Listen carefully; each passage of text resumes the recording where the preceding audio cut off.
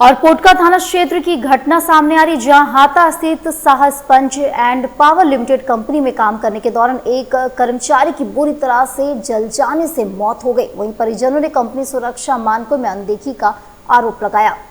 परिजनों ने कहा कि कंपनी के सुरक्षा मानकों में अनदेखी के कारण यह बड़ी दुर्घटना घटी है। 70% से ज्यादा राजेंद्र कुमार उपाध्याय जल चुके हैं। वहीं कंपनी के लोग इस मामले में लीपापोती करने में लगे हुए हैं। हम लोगों को उचित मुआवजा मिलना चाहिए। वहीं 10 अक्टूबर को यह घटना कंपनी परिसर में घटी थी और आज हॉस्पिटल में राजेंद्र कुमार उपाध्याय का निधन हो गया। जोहार झारखंड श्रमिक महासंघ के महामंत्री राजीव पांडे ने कहा कि कंपनी प्रबंधन की लापरवाही की वजह से यह घटना घटित हुई है। प्रबंधक के द्वारा सुरक्षा मानकों में अनदेखी की गई। कंपनी के ऊपर प्रशासन कड़ी कार्रवाई कर और पीड़ित परिवार को उचित मुआवजा मिले। सर, मेरे हस्बैंड साहा स्पंज में काम करते थे। उसी काम के दौरान उनकी दुर्घटना हो गई। उसमें वो 70% जल चुके थे और उनको साई नर्सिंग होम को लाया गया था कंपनी की तरफ से। जब हम वहाँ गए तो देखे कि हस्बैंड का इलाज मतलब बैंडेड हो चुका है, बट हम वहाँ पे गए, दबाव डालें, उनका स्थिति ठीक नहीं था। हमने उसको TMS में लाए तो कंपनी का लापरवाही से उनकी मौत हो गई। और अभी मेरे में उतनी सक्षम हम नहीं है कि हम आपसे बात कर सकें। हम बस न्याय का, समुचित न्याय का चाहते हैं कि मेरे दोनों बच्चे भी अपने पैर पे खड़े नहीं हैं, तो कम से कम कंपनी न्याय करे। और हम सभी से अनुरोध करते हैं कि प्लीज़ उस चीज़ को हमको करें कि हम अपने बच्चों को हम पढ़ा सकें। उसका भी भविष्य बहुत बड़ा है। कहाँ काम करते थे आप? हाता में Saha sponge and power limited. तो अभी क्या चाहते हैं आप?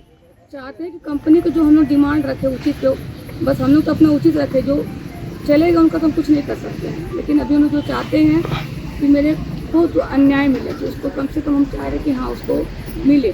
तो क्या मामला क्या है सर? मामला ये है कि मेरे जीजा जी जो साहा स्पंज आयरन हाता में शिफ्ट इंचार्ज में काम करते हैं, वो 10 तारीख को सुबह ड्यूटी पर गए थे इस शिफ्ट में। और ड्यूटी ख़त्म होने से पहले वो उनको पता चला कि प्लांट में किसी पार्ट में, किसी एरिया में कुछ प्रॉब्लम है, उनके ऑपरेटर से पता चला था।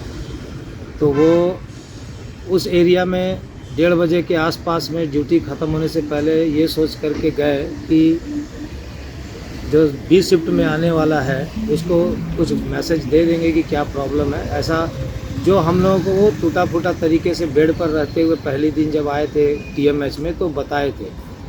तो ये उस एरिया में गए थे और वहाँ पे सडनली किसी तरह से वो कुछ घटना घटी जिसमें गर्म हवा, राख, ये सब के चपेट में आ गए और उनका चेहरा, दोनों हाथ, दोनों पैर पूरी तरह से जल गया।